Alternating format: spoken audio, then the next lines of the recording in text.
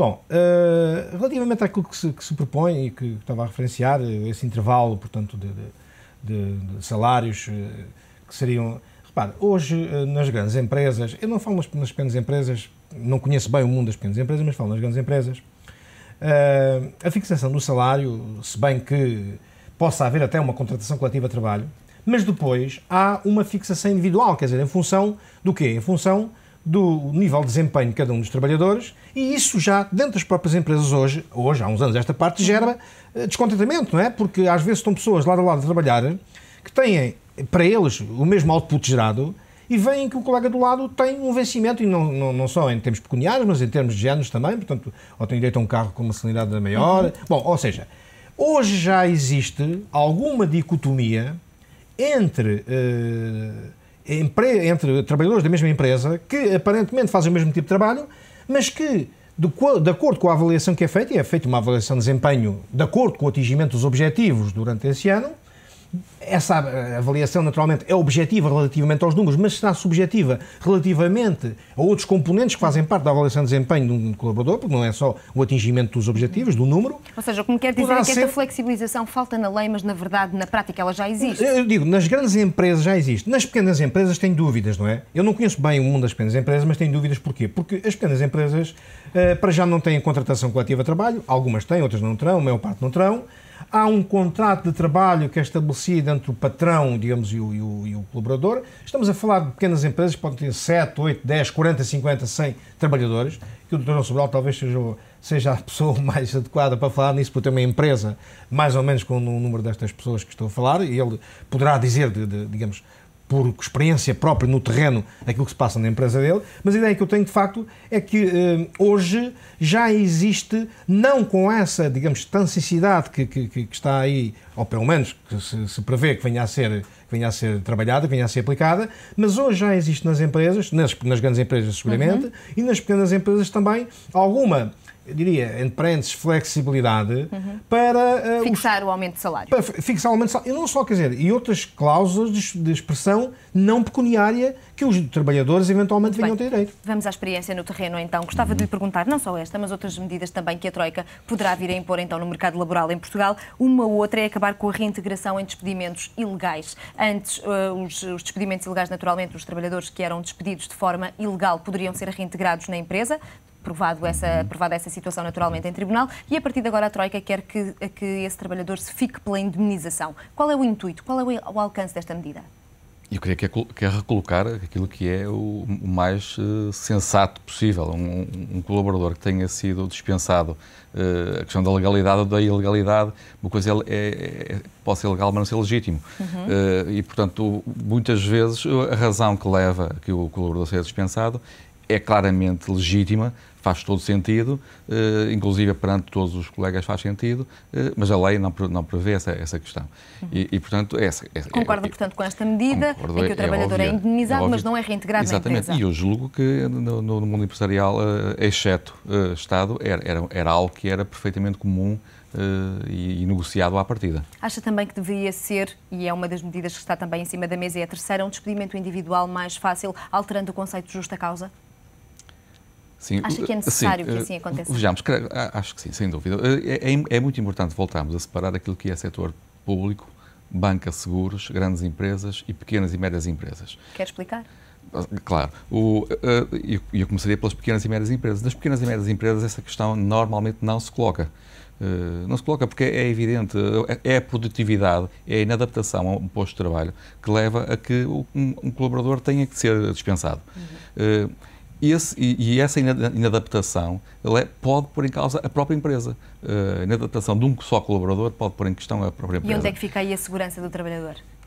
Fica na sua... Não fica desprotegido, alterando-se este conceito de justa causa? Não, eu creio que o trabalhador será sempre protegido quando cumpra as suas funções e quando seja capaz daquilo a que é chamado. Um bom trabalhador vale e o trabalhador começa no funcionário que faz a limpeza e termina no gerente ou até no administrador. Portanto, todos eles são trabalhadores. Esse conceito de que trabalhador é quem suja as mãos, eu acho que já deve cair. Vai mais além. A pergunta é, sendo mais fácil despedir, não aumenta a precariedade? Não, pelo contrário, obriga a que os colaboradores se formem, se empenhem mais naquela que é a sua função, até porque o mercado de trabalho vai ser muito mais generoso e competitivo nesse aspecto, claro que sim. Muito bem. Mais uma medida ainda, limite das indemnizações por despedimento. Era já uma medida do PEC 4, já foi mexida, pode voltar a ser mexida. Acha que era importante ir ainda mais longe? É importante. Acha que ainda são altas as indemnizações por despedimento em Portugal? Não são altas, são relativas. Existem empresas que não podem realmente pagar as indemnizações que estavam postas em causa. Muitas empresas faliram porque, ao reestruturarem-se, e a reestruturação seria inevitável, não conseguem fazê-lo pelas indemnizações e toda a empresa cai. No Estado, creio que essa medida terá um impacto tremendo do ponto de vista daquilo que serão as contas finais no orçamento. No subsídio de desemprego, e esta é a última medida e a quinta proposta, subsídio de desemprego ainda mais baixo e eventualmente mais curto em termos de tempo. Isto para forçar as pessoas a voltar a procurar, pelo menos de forma mais intensa no primeiro ano, um posto de trabalho, desde logo que fiquem despedidas. Mas será que vai haver lugar para todos? A Suécia, há uma década atrás, teve essa experiência e foi muitíssimo mais radical do que as medidas que neste momento nos estão a ser impostas. E o resultado foi absolutamente positivo. É evidente que nós não temos a mentalidade, não temos a cultura dos suecos que se sujeitavam... E além da mentalidade, se temos também essa economia dinamizada por forma a colocar todos estes desempregados que ficam com o subsídio de desemprego mais curto. Claro, mas a questão, eu voltava à questão da mentalidade, porque é necessário que muitos desses colaboradores, em todas as áreas, se sujeitem muitas vezes a trabalhos claramente inferiores, quer do ponto de vista do prestígio, quer do ponto de vista da remuneração, que tinham anteriormente. Os portugueses não têm essa mentalidade? Nós, os portugueses, não temos essa mentalidade. Não, de todo, temos que a criar.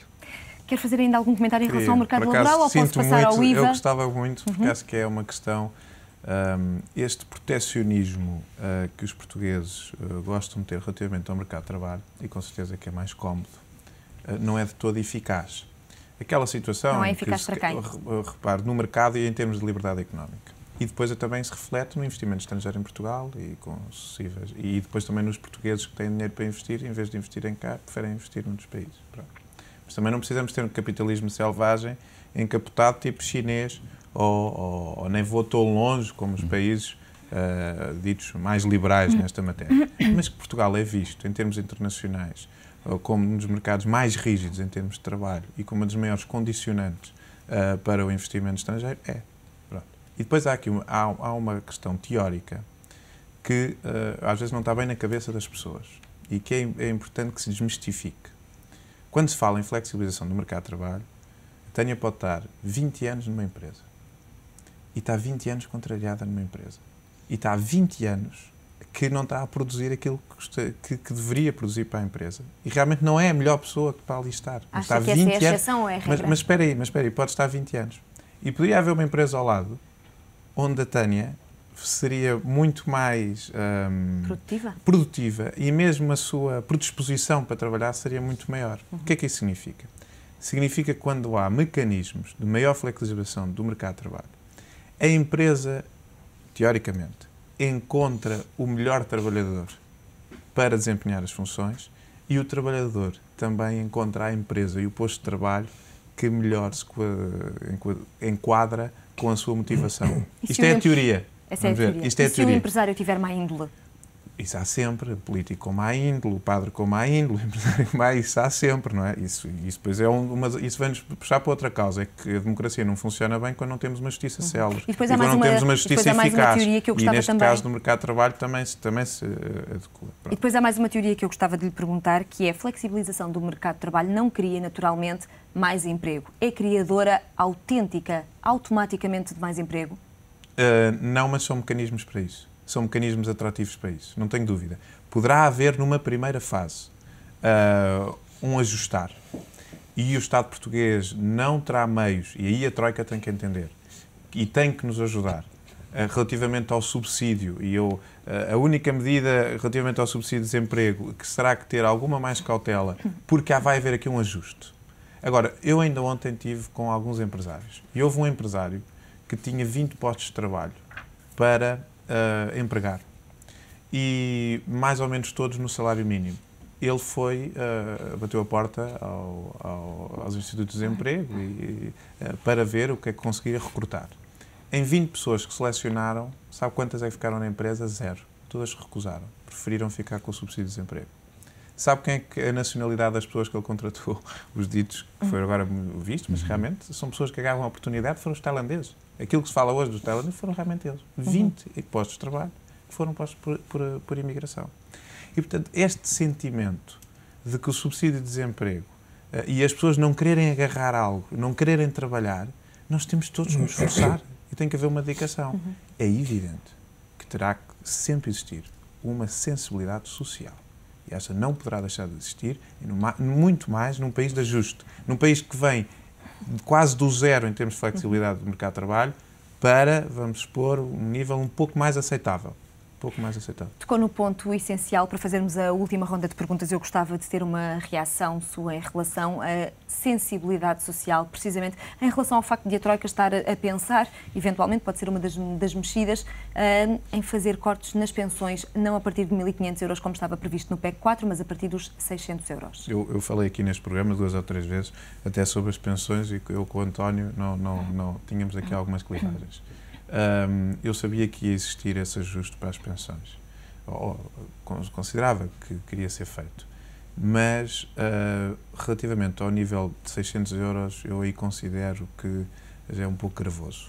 Os 1.500 eu ainda consideraria mais ou menos como aceitável devido ao contexto em que vivemos. Aos 600 euros eu parece-me que é gravoso.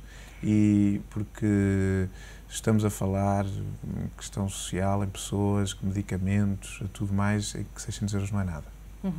Gostava também de ouvir a sua opinião em relação a esta matéria, mas de uma forma muito curta e sintética, Sim, se possível. Mas eu não posso passar sem deixar só uma nota sobre o mercado de trabalho. Eu, de facto, penso que o que falta aqui no mercado de trabalho, nas empresas, é o sentido da exigência e do rigor. Se houvesse exigência e rigor nas empresas, não chegaríamos, digamos, à situação que estamos. Veja, por exemplo, um caso concreto, a Auto Europa. Porquê é que a Auto Europa é das mais produtivas do grupo todo da Volkswagen? No mundo inteiro. Porque há exigência e há rigor. Se todas as empresas portuguesas sentissem, digamos, e trilhassem o caminho do rigor e da exigência, de certeza que o output gerado é de excelência.